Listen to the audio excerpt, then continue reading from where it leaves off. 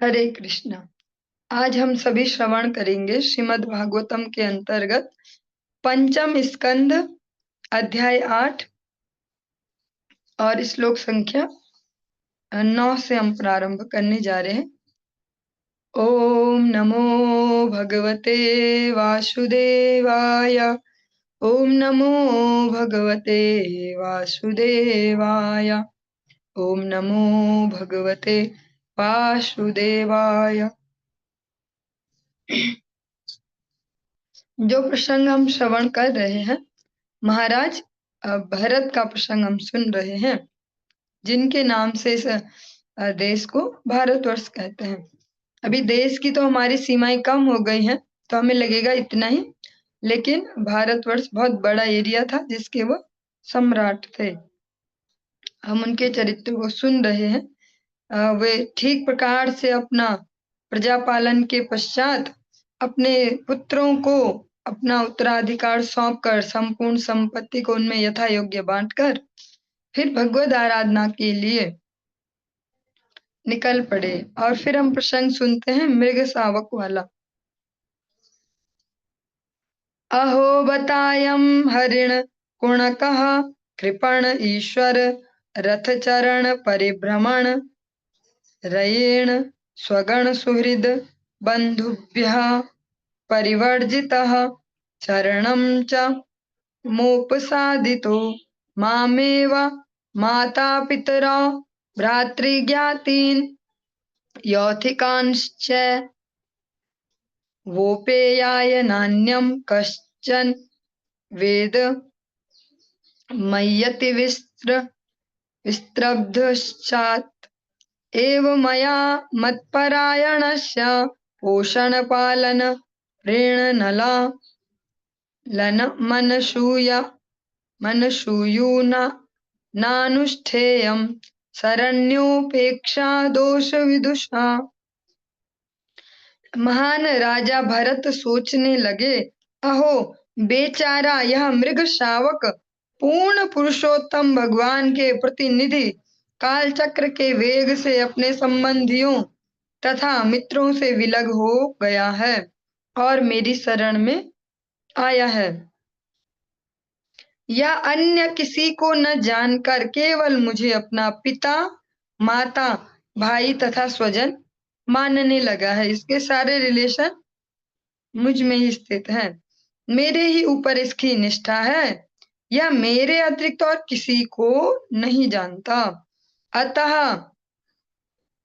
मुझे ईर्ष्यावश यह नहीं सोचना चाहिए कि इस मृग के कारण मेरा अकल्याण होगा। मेरा कर्तव्य है कि मैं इसका लालन पालन रक्षण करूं तथा इसे दुलारूं पुचकारूं। जब इसने मेरी शरण ग्रहण कर ली है तो भला मैं इसे कैसे दुत्कारूं। यद्यपि ये लाइन थोड़ी बढ़िया लाइन है। यद्यपि इस मृग से मेरे आध्यात्मिक जीवन में व्यतिक्रम हो रहा है, किंतु मैं अनुभव करता हूं कि इस प्रकार से कोई असहाय व्यक्ति यदि शरणागत हो तो उसकी उपेक्षा नहीं की जा सकती। तब तो यह बड़ा भारी दोष होगा। जैसे होता हम सभी के जीवन में, ये अलग अलग एंगल से अलग अलग परिस्थितियों में होता है। जैसे कभी हम कोई काम को ज्यादा प्रायोरिटी देते कि अभी तो ना यही ज्यादा जरूरी है, मुझे पता है कि मेरा इनाम भी छूट रहा है, अभी पूरा भी नहीं हुआ है, पर अभी तो ये तो बहुत जरूरी है ना, अभी बहुत जरूरी है। ऐसे आइए मैं अपने पर्सनल अनुभव से आपको बोल पा रही, क्योंकि मेरे साथ कई बार हो जाता है। फिर लास्ट में पता यही चलता है हर बार, सब तज भजिए नंद कुमार। वो जितने भी मेहनत की होती है उसका कुछ ज्यादा रिजल्ट नहीं मिलता। तो हमारी बुद्धि ऐसे बार बार मति भ्रम होते ही रहता है। ऐसे महाराज भरत अभी इस प्रकार से सोच रहे हैं। महाराज भरत से तो अपनी तुलना नहीं की जा सकती, उनका तो लेवल अलग है। फिर भी महाराज भरत भी सोचते हैं कि अरे ये इस बेचारे का तो कोई भी नहीं है, इतना छोटा सा है ये, इसको छोड़ दूं तो कोई इसको खा जाएगा। फिर मैं ही तो इसका माँ बाप सब कुछ मैं ही हूँ। हाँ, और फिर अगर मैं ही इसको दुत्कार दूं, मैं ही छोड़ दूं, तो क्या पता क्या होगा इसका। मैं ये भी समझ रहा हूँ कि हाँ मेरा रूटीन थोड़ा गड़बड़ हो गया, थोड़ा क्या पूरा ही गड़बड़ हो गया है। सुबह उठने से अपनी आराधना हर चीज में पर क्या करें, इसको भी तो देखना होगा ना, पाप चढ़ेगा नहीं तो छोड़ देंगे तो। इस प्रकार से महाराज भरत सोच रहे हैं। नूनं यार्याः साधव उपशमशीलाः कृपण सुहृद एवं विद्धार्थे स्वार्थानपि गुरुतरानुपेक्षन्ते। भले ही कोई संन्यास ले चुका हो, किंतु जो उन्नत है वह निश्चित रूप से दुखी जीवात्मा के प्रति दया का अनुभव करता है।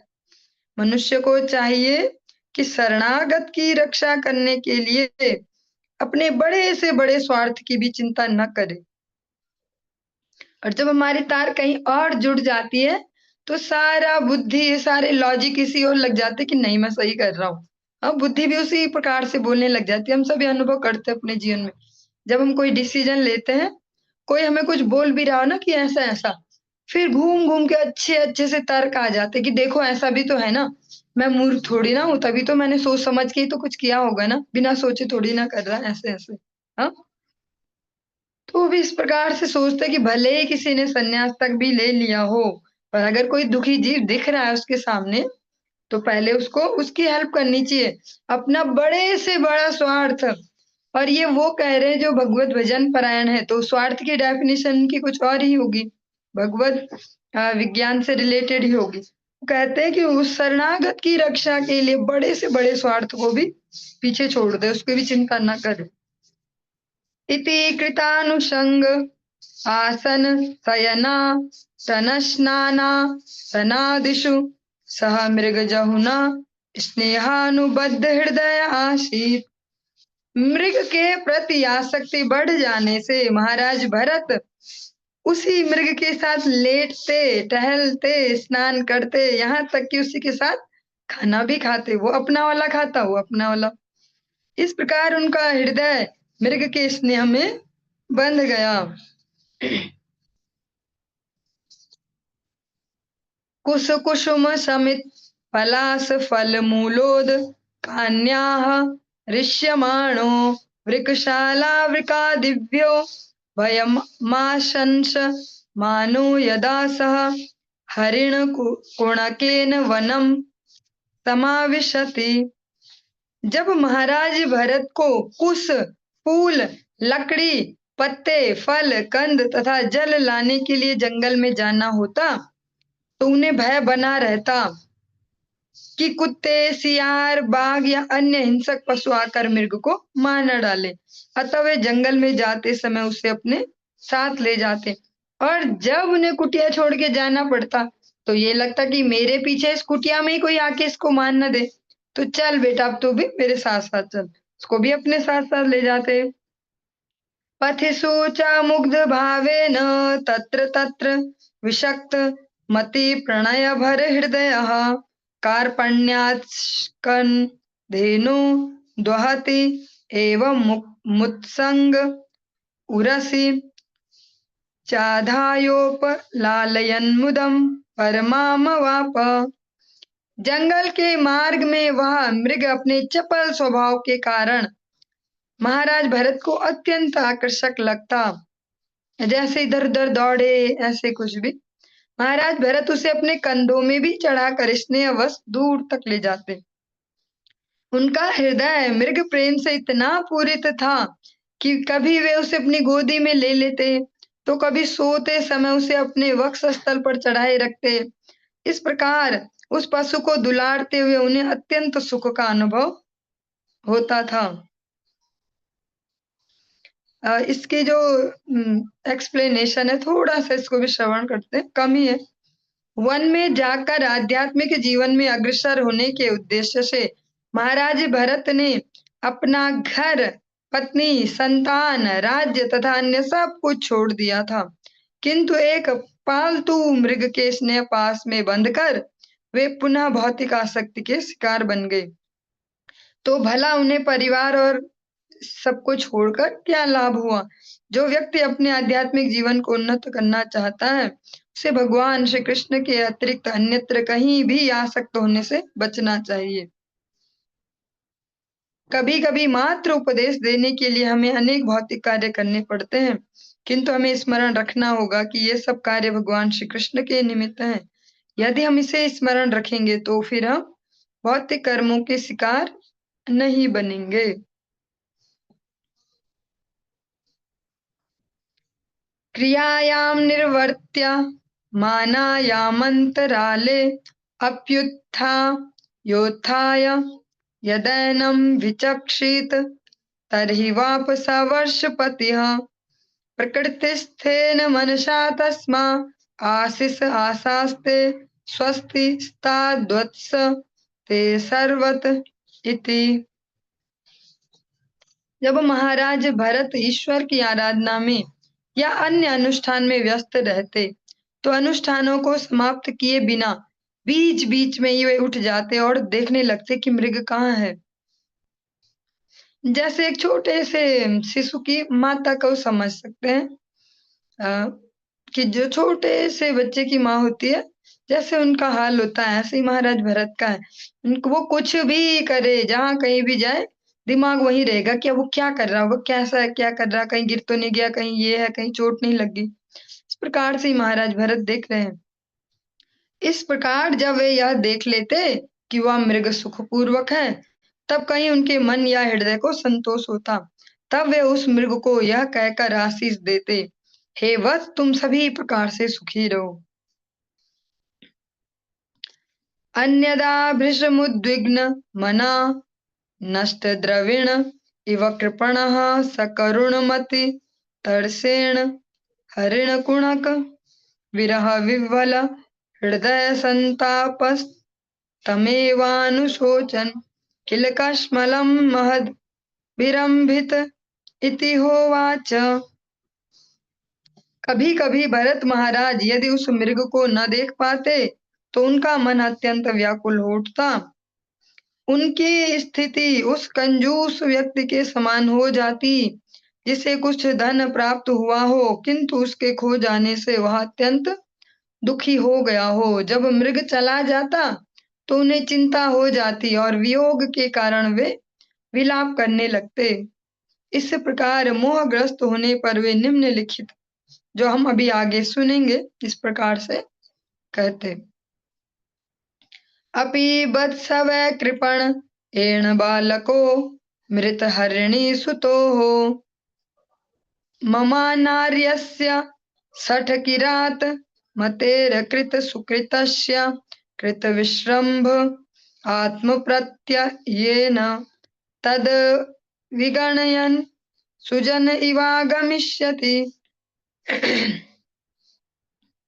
भरत महाराज सोचते, ओह, यह मृग अब असहाय है, मैं अत्यंत अभागा हूँ और मेरा मन चतुर शिकारी की भांति है, क्योंकि यह सदैव छल और निष्ठुरता से भरा रहता है। इस मृग ने मुझ पर उसी प्रकार विश्वास किया है जिस प्रकार एक भद्र पुरुष धूर्त मित्र के दुराचार को भूलकर उस पर विश्वास करता है। यद्यपि मैं अविश्वासी सिद्ध हो चुका हूँ, किंतु क्या यह मृग मुझ पर विश्वास करके पुनः लौट आएगा? जैसे वो इधर उधर जाता, क्योंकि उसका स्वाभाविक स्वभाव है ना, पशु है और उसे एक जगह पे तो बैठा नहीं रहेगा, फिर वो इधर उधर कहीं ना कहीं जाएगा।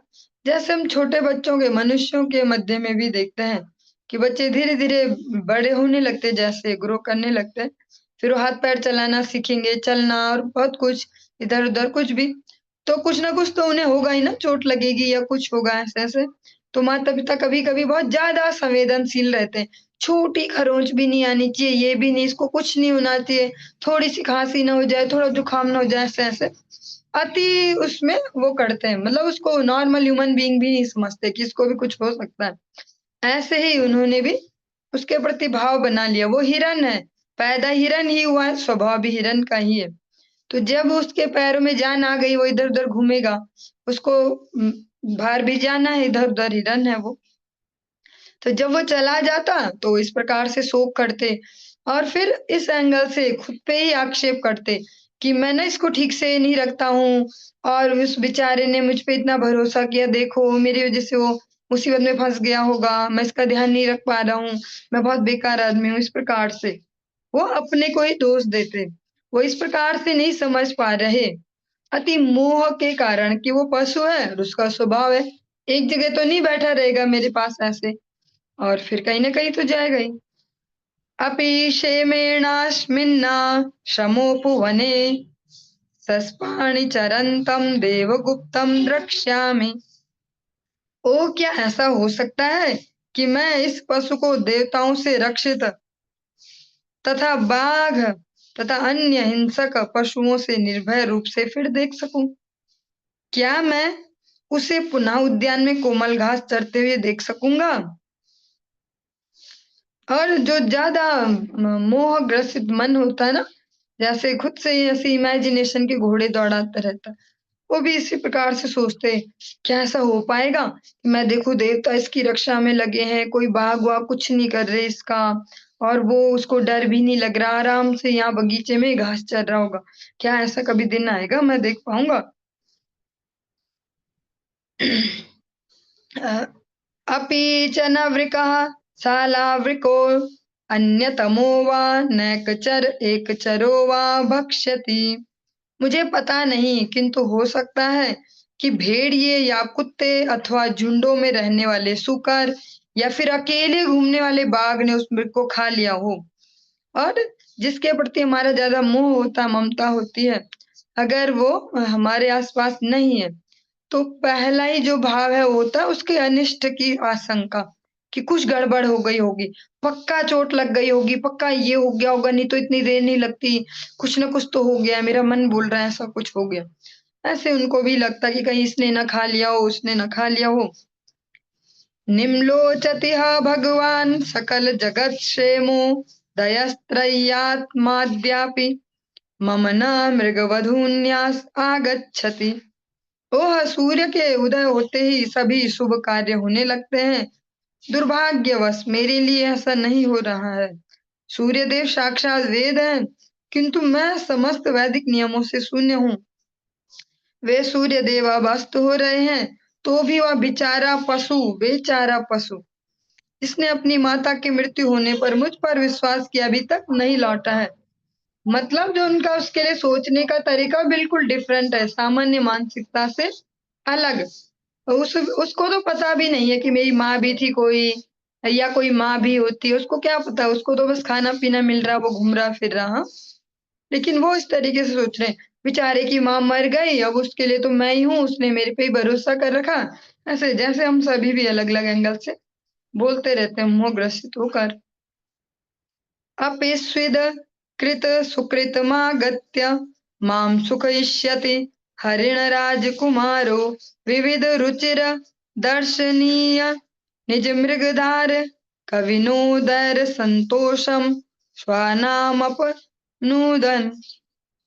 वह मृग एक राजकुमार के तुल्य है, वह कब लौटेगा, वह कब फिर अपनी मनोहर क्रीड़ाएं दिखाएगा, वह कब मेरे आहत हृदय को पुनः शांत करेगा। अवश्य ही मेरे पुण्य शेष नहीं है, अन्यथा अब तक वह मृग अवश्य लौट आया होता।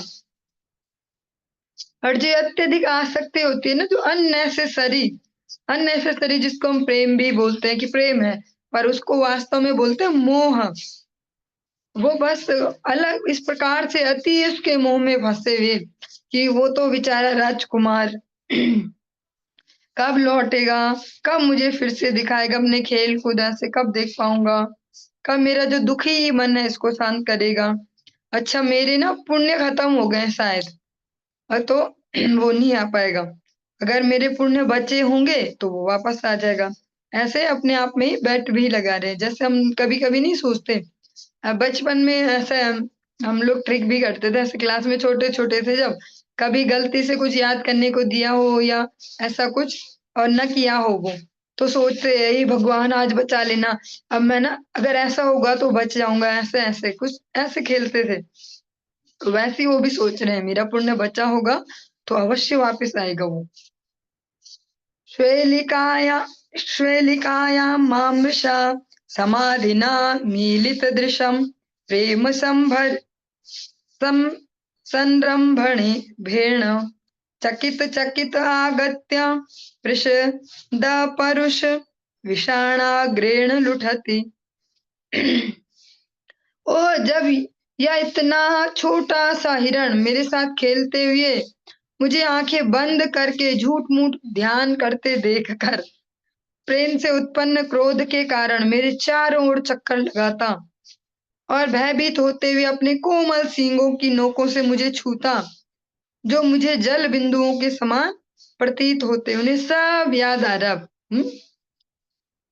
और वो भी अलग एंगल से याद आ रहा है, नॉर्मली नहीं कि अरे जब मैं कभी कभी ऐसे उसके सामने नाटक करता है ऐसे आंख बंद करके कि मैं ध्यान कर रहा हूँ, तो उसको तो पता नहीं चलेगा ना ध्यान क्या होता है, तो यही देख रहे हैं इनको क्या हो गया। तो फिर वो घूमता ऐसे गुस्से में चारों ओर मेरे, और फिर अपने छोटे छोटे नाखूनों से मुझे ऐसे टच करता कि क्या हो गया, हाँ, ऐसा करके। आसादित हविषि बर्हिषि दूषिते मयोपालब्धो भीत भीतः सपद्युपरतराश ऋषिकुमार वदवहित करण कलाप आस्ते। जब मैं यज्ञ की समस्त सामग्री को कुश घास पर रखता तो यह मृग खेल खेल में कुश को अपने दांतों से छूकर अपवित्र कर देता। जब मैं मृग को दूर हटाकर डांटता डपटता तो वह तत्क्षण डर जाता और बिना हिले डुले बैठ जाता, मानो ऋषि पुत्र हो, ऋषि का पुत्र हो। तब वह अपना खेल बंद कर देता।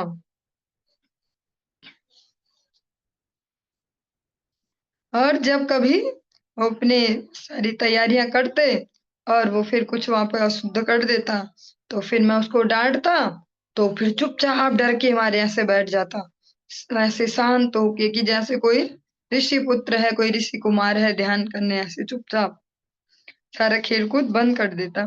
अब वो जो हम ये सुन रहे हैं, जब सप्ताह विधि से सुनते हैं तो इस प्रकार नहीं सुन पाते, हाँ, पूरी कहानी अच्छे से ऐसे ही सुनते हैं बार बार से। ये अच्छे से सुनने के ये फायदे हैं कि हम देख पाएंगे अपने अपने जीवनों में कि कौन से वाला जो प्रसंग है वो मुझ पर फिट बैठा है, मेरी भी कैसी कैसी दशा है। हम भी तो इसी प्रकार से बार बार रिपीटेडली कोई चीजों को सोच के करके उसको हैबिट बनाते हैं।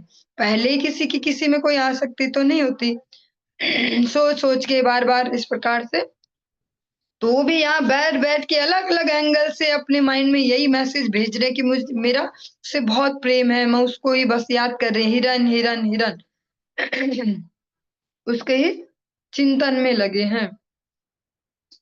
किं वा अरे आचरितम तपस तपस तपस्विन्यान्नया यदि यमवनिः सविनय कृष्ण सार तनया तनुतर सुभग शिव तमाखर खुरपद पंक्ति भृद्रविण विधुरातुरस्य कृपणस्य मम द्रविण पदवीं सूचयन्त्यात्मानं च सर्वतः कृतकौतुकं द्विजानां स्वर्गापवर्गकामानां देवयजनं करोति। इस प्रकार एक पागल की भांति बोलते हुए महाराज भरत उठे और बाहर निकल गए। धरती पर मृग के पद चिन्हों को देखकर उनकी प्रशंसा में अत्यंत प्रेम से कहा, अरे अभागे भरत, इस पृथ्वी के तप की तुलना में तुम्हारे तप तुच्छ हैं, क्योंकि पृथ्वी की कठोर तपस्या से ही उस पर इस मृग के छोटे छोटे सुंदर अत्यंत कल्याणकारी तथा कोमल पद चिन्ह बने हुए हैं। पद चिन्हों की यह श्रेणी मृग विक्षोभ से दुखी मुझ जैसे व्यक्ति को दिखा रही है कि वह पशु इस जंगल से होकर किस प्रकार आगे गया है और मैं उस खोई हुई संपत्ति को किस तरह पुनः प्राप्त कर सकता हूँ। इन पद चिन्हों के कारण यह भूमि स्वर्ग या मुक्ति की इच्छा से देवताओं के हेतु यज्ञ करने वाले ब्राह्मणों के लिए उत्तम स्थान बन गई है। अब ये इसी प्रकार से है जैसा जैसे हम सुनते हैं ना, बहुत सारी कविताएं बहुत सारे गाने वाने इस प्रकार से बने होते हैं और चाहे वो स्त्री पुरुष संबंध में देखें या अलग अलग प्रकार से इतने बढ़िया करके वो गीत बनाए जाते हैं कि आम पब्लिक के लिए वो वेद मंत्रों जैसे हो जाते हैं। सारी पब्लिक उन्हें याद कर लेती है। तभी तो हम सुनते हैं, ये वाला गाना हिट हुआ, ये वाला सुपर हिट हुआ, ऐसे ऐसे सारी पब्लिक उन्हें मुंह पे चिपका लेती है और अपने अपने जीवन में उसको फिट कर रही होती है। हाँ, अपने अपने इमोशन सब उसमें। महाराज भरत भी उस मृग के लिए भी एक प्रकार से पागल जैसे हो चुके हैं। अपनी सारी इतने बड़ी संपत्ति, साम्राज्य, घर परिवार, अपने तो कितनी संतानें उनकी रह चुकी, उन सबका भी मोह छोड़ा। और यहाँ एक छोटा सा मनुष्य भी नहीं, पशु में, जंगल का एक पशु, उसमें उनकी इतनी आसक्ति हो गई क्योंकि उसकी इतनी सेवा की है प्रेम से और इतना उसका ही संग किया है। इसलिए जो हमने भगवान ऋषभ देव के उपदेशों में श्रवण किया था ना, एकांत में वास करो, इसलिए था वो कि जिनको इस प्रकार की तपस्याएं करनी थी उस समय में, आज के समय में नहीं। आज के समय में हमारे लिए हम यही समझ सकते हैं इस प्रसंग से कि अकेले रहना कितना खतरनाक है। अकेले रहेगा व्यक्ति तो फिर वो जो डिसीजंस लिए जा रहे हैं, जो क्रियाएं की जा रही है, उन्हें एक ही एंगल से देख पाएगा। अगर संग है उसके आसपास, सजातीय संग, ये भी ध्यान देना होगा, सजातीय संग जो उसी प्रकार के जीवन को जी रहे हैं। सजातीय संग होगा तो फिर दूसरे का दिमाग वैसा ही थोड़ी ना चलेगा। एक साथ किसी एक व्यक्ति वस्तु के लिए सबके इमोशंस एक जैसे नहीं होंगे, तो दूसरा बोलेगा तू पागल है, एक हिरन के लिए इतना वो क्या कर रहा, तूने तो जान बचा दी ना, हो गया कर्तव्य पूरा। अब वो चला गया, पशु ही तो था। हाँ, और उसमें इतना क्या, ये तो देखो तुम राजा थे इतने बड़े, भगवान के ही बेटे स्वयं ऋषभ देव के, इतने तुम्हारे बच्चे, इतना तुम्हारा साम्राज्य, तुमने पत्नी छोड़ी, बच्चे छोड़े, राज्य छोड़ा, जंगल में आए, ऐसे ऐसे। वो इस प्रकार से उनको फिर सुना पाएगा, बोल पाएगा जो संग में होगा। और अकेले होंगे तो फिर अपने ही एंगल से और लगेगा हम सही कर रहे हैं, क्योंकि हमने आज तक भी सही किया है तो अभी भी सही ही कर रहे हैं। हाँ, इसलिए इस युग में बिल्कुल नहीं है ये फॉर्मूला अकेले रहने वाला जो एकांतवास हमने सुना था। इस युग में यही है, साधु संग सर्व शास्त्र कहे, लव मात्र साधु संग सर्व सिद्ध है। साधु फिर वो अलग अलग लेवल पर है, जो हमारे सजातीय वैष्णव सजातीय भक्त हैं उनका संग करें। विजातियों के संग से बचें, क्योंकि फिर संग दोष होगा, विचार बदल जाएंगे हमारे। सजातीय संग करें, अकेले कभी न रहें। और सजातीय संग ना मिले पर कोई ना कोई रहे आसपास, एकांत से बचें, अकेलेपन से बचें। अकेलेपन में फिर हमारे जो प्रारब्ध हैं, जो अलग अलग चीजें, वो बाहर निकल के आती है, सारी गंदगी ऊपर आती है। फिर हमें तो लग रहा शांत हो गया तालाब, पर अगर उसमें एकांत वाला पत्थर गिर गया तो सारी नीचे की गंदगी भी ऊपर। तो अ, वो इस समय पृथ्वी पर भी उसके चरण चिन्ह देखते तो इसी प्रकार के भाव सोच रहे कि वाह, पृथ्वी इसलिए धन्य है कि उसके चरण चिन्ह वो दिखा रही है मुझे, पृथ्वी भी इसीलिए धन्य है। मतलब सारे ही भाव सब अब उस हिरन में ही आ गए, सारे इमोशंस हर प्रकार के, चाहे वो शांत, दास्य, सख्य, वात्सल्य, सब उसमें ही आ गए। उसी प्रकार से सब सोच पा रहे। अपि स्विदशो भगवानुड पतिरेनं मृगपति भयान्मृत मातरं मृगबालकं स्वाश्रम परिभ्रष्ट मनुकंपया कृपण जन वत्सलः परिपाति। और साथ में सावधानी ये है, कहने वाले के लिए भी और सुनने वालों के लिए भी। हम अभी इसको श्रवण कर रहे हैं, इसमें से शिक्षा प्राप्त करने के लिए। हमारी जो बुद्धि को हमेशा की प्रैक्टिस है वो है दूसरे के दोष निकालने की, दूसरों के कीड़े निकालने की। तो उस भावना से हम न तो बोलेंगे न सुनेंगे इसको, क्योंकि हम महान राजा भरत के का प्रसंग सुन रहे हैं। और हम ऐसा 1% भी अगर सोचते हैं कि देखो हम ऐसे नहीं है भाई, हमारे तो सही चलती है गाड़ी, तो भगवान क्या पता विदिन 24 आवर ही हमें तमाशा दिखा दे कि मम माया दुरत्या। हाँ, भगवान सबको ही दिखाते हैं मम माया दुरत्या, भोलेनाथ तक को भी दिखा देते हैं, नारद जी को भी दिखा देते हैं। तो कभी भी इन प्रसंगों को इस भाव से नहीं सुनेंगे हमारा ठीक है, इसीलिए ना मैं ऐसे रहता हूँ, ऐसे रहती हूँ, ऐसे ऐसे। हम इन्हें आराम से सुनेंगे, धैर्य से, पर दिमाग को चलने नहीं देना ज्यादा ऐसे ऐसे। अपेश्विदशो भगवान उडर पतिरेनम। चलिए ये उच्चारण तो कर लिया था, इसका शब्दार्थ श्रवण करते हैं। भरत महाराज उन्मत्त पुरुष की भांति बोलते रहे। अपने सिर के ऊपर उदित चंद्रमा में मृग के सदृश काले धब्बे को देखकर उन्होंने कहा, कहीं दुखी मनुष्य पर दया करने वाले इस चंद्रमा ने यह जानते हुए कि मेरा मृग अपने घर से बिछुड़ गया है और मातृविहीन हो गया, मतलब मैं उसकी माँ हूँ और मुझसे वो छूट गया है, उस पर भी दया की हो। उस चंद्रमा ने सिंह के अचानक आक्रमण से बचाने के लिए ही मृग को अपने निकट शरण दे दी हो। जिस प्रकार से एक विक्षिप्त व्यक्ति जो कोई एक ही भाव के अतिरिक्त में रहता है, ऐसा इस जगत में अधिकतर ऐसा देखा ही जाता है, चाहे वो माता पिता के संबंध में या ऐसा स्त्री पुरुष संबंधों में। अति आसक्ति में व्यक्ति इमेजिनेशन के घोड़े दौड़ाता तेजी से। अब उन्हें चंद्रमा भी ऐसा ही दिख रहा है, उसके काले धब्बे। ओ चंद्रमा ने इस पे दया की होगी, सोचा होगा घर छूट गया, इसकी माँ छूट गई, जो राजा भरत है वो छूट गई इसकी माँ, और शेर ने अचानक आक्रमण किया होगा, तो चंद्रमा ने फटाफट से इसको उठाया और अपने पास रख लिया इसको बचाने के लिए। किंवात्मज विश्लेष ज्वर ज्वरदव दहन शिखाभिरुपत विरूप तप्यमान हृदय स्थल नलिनीकम मामुपश्रित मृगी तनयम शिशिर शांतानुराग गुणित निज वदन सलिलामृत मयग भस्ति भी स्वधयतीति च। चांदनी को देखकर महाराज भरत उन्मत्त पुरुष की भांति बोलते रहे। उन्होंने कहा, यह मृगछौना इतना विनम्र था और मुझसे घुल मिल गया था और मुझे इतना प्रिय था कि इसके वियोग से मुझे अपने पुत्र जैसा वियोग हो रहा है। इसके वियोग के ताप से मुझे दावाग्नि से जल जाने जैसा कष्ट हो रहा है। मेरा हृदय स्थल कुमुदनी जैसा जल रहा है।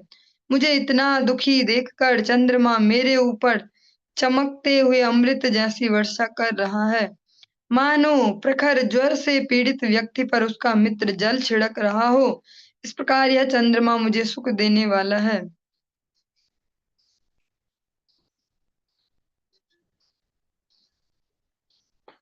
जैसे कोई व्यक्ति, किसी को बहुत तेज बुखार हो, उस पर जैसे जल के छींटे दिए जाते हैं, ऐसे ही वो सोच रहे महाराज भरत कि मैं भी उसके विरह के ताप में जल रहा हूँ।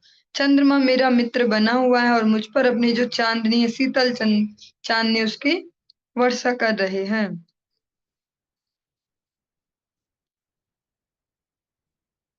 एवं घटमान मनोरथा कुल हृदयो मृगदारकाभासेन स्वारब्ध कर्मणा योगारंभणतो विभ्रंशितः सयोग तापसो भगवदा राधन लक्षणाच्च कथमितरथा जात्यंतर एण कुणक आसंगः साक्षान्य श्रेयस प्रतिपक्षतया प्राक् परित्यक्त दुस्त्यज हृदयाभिजातस्य तस्यैव मन्तराय विहित योगारम्भणस्य राजर्षेर्भरतस्य मृगार्भको कोषणपालन प्रीणन लालनानुषंगेण विगणयत आत्मानमहिरि वाखो विलम दुरतिक्रमः कालः करालभस आपदत्त। श्रील सुखदेव गोस्वामी ने आगे कहा, हे राजन, इस प्रकार महाराज भरत दुर्दमनीय आकांक्षा से अभिभूत हो गए। दुर्दमनीय मीन्स जिसका दमन ना किया जा सके, अब शांत नहीं कर सकते जिसको। जो मृग के रूप में प्रकट हुई, अपने पूर्व सकाम कर्मों के फल के कारण वे योग, तप तथा पूर्ण पुरुषोत्तम भगवान की आराधना से च्युत हो गए। यदि यह उनके पूर्व सकाम कर्मों के कारण नहीं हुआ, तो वे क्यों कर अपने पुत्र तथा परिवार को अपने आध्यात्मिक जीवन के पथ पर अवरोध समझकर त्याग देने के बाद भी मृग से इतना आकृष्ट होते? वे मृग के लिए इतना दुर्दम्य स्नेह क्यों प्रकट करते? यह निश्चय ही उनके पूर्व कर्म का फल था। राजा मृग को सहलाने तथा उसके लालन पालन में इतने व्यस्त रहते कि वे अपनी आध्यात्मिक वृत्तियों से नीचे गिर गए। कालांतर में दुर्लंघ्य मृत्यु उनके समक्ष उपस्थित हुई। जिस प्रकार कोई विषधर सर्प चूहे के द्वारा निर्मित बिल में चुपके से घुस जाता है। महाराज भरत उस मृग के मोह में इतने ज्यादा आसक्त हो गए, अपने सारे आध्यात्मिक जो उन्होंने कमाई की है उससे नीचे आ गए, और समय के हिसाब से मृत्यु को भी आना ही था। जैसे कि कोई बहुत ही विषैला सर्प हो, चूहे की बिल में चुपके से घुस जाता है, चूहे को पता भी नहीं चलता। ऐसे उनके समक्ष भी मृत्यु उपस्थित हो गई।